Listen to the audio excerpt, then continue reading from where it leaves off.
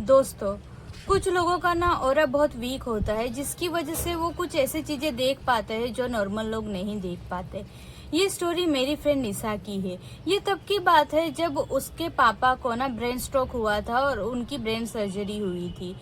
तो वो और उसकी मम्मी सिलवासा के एक हॉस्पिटल में रुके हुए थे। पहले से ही निशा का ऑरा बहुत वीक है। उसे ये आत्माएं या किसी भी चीज नेगेटिव एनर्जी का एहसास उसे बहुत जल्दी हो जाता है।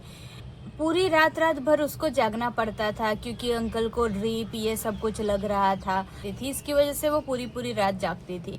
एक रात वो वैसे ही जग रही थी तो वो क्या देखती है, उसके जो वार्ड था, जिस वार्ड में अंकल थे, उसके सामने ही ना एक पेड़ था। तो वो ना पूरा वातावरण ऐसा एकदम शांत था, फिर भी वो पेड़ ना, एक ही पेड़ वो ऐसा हिल रहा था जैसे कि हम किसी चीज को पकड़ के जैसे खींचते हैं तब कैसे हिलता है, वैसे वो हिल रहा था। तो उसने वो ना चीज इग्नोर की, ज्यादा ध्यान नहीं दिया था क्योंकि उसका पूरा ध्यान उसके पापा की तबीयत में था कि वो जल्दी से जल्दी ठीक हो जाए। उसके बाद उनको उस हॉस्पिटल से डिस्चार्ज मिल गया था, वो घर पे आ गए थे।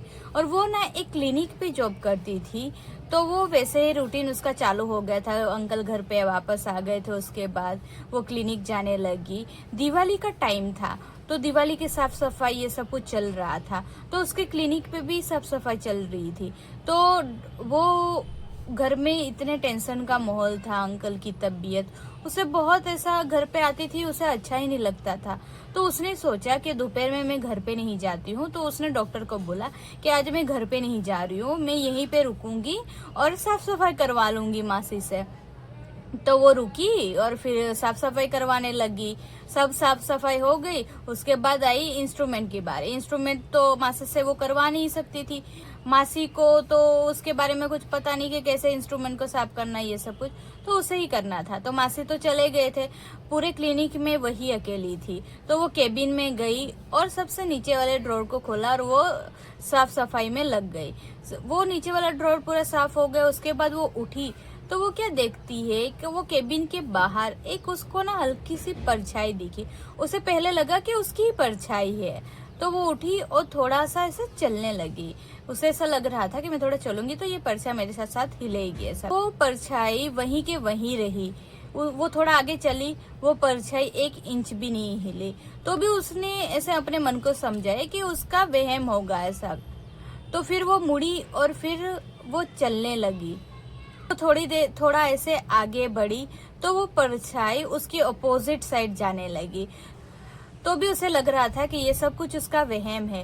वो मुड़ी और परछाई के साइड जाने लगी, पर वो उसे ऐसा लग रहा था कि मैं परछाई के साइड जाऊंगी तो वो परछाई मुड़ेगी और मेरे साइड आएगी। जो शेडो था वो मुड़ा नहीं, वो सीधा सीधा आगे बढ़ गया और गायब हो गया। बाद वो इतना डर गई, वो क्लिनिक से भागी और बाहर जाके सर को फोन किया कि सर मुझे भूख लग रही है तो मैं खाना खा के आती हूँ। पर वो खाना खाने नहीं गई। उसी फ्लोर पे उसकी एक फ्रेंड काम करती थी, वो वहां पे चली गई और उसके साथ बैठी। उसने उसको भी कुछ नहीं बोला कि उसके साथ ये सब कुछ हुआ। फिर वो नेक्स्ट डे फिर से अपने काम पे गई तो उस मासी आए, साफ सफाई की। उसके यहाँ एक रूम था जो ज्यादातर यूज नहीं होता था, हमेशा बंद ही रहता था, पर वो खोल के ना रोज उसकी सफाई करवाती थी। मासी के जाने के बाद फिर वो उस रूम को चेक करने के लिए गई। तो वहां पे गई, वो क्या देखती, सिंक में ना व्हाइट कलर के बालों का गुच्छा पड़ा हुआ है।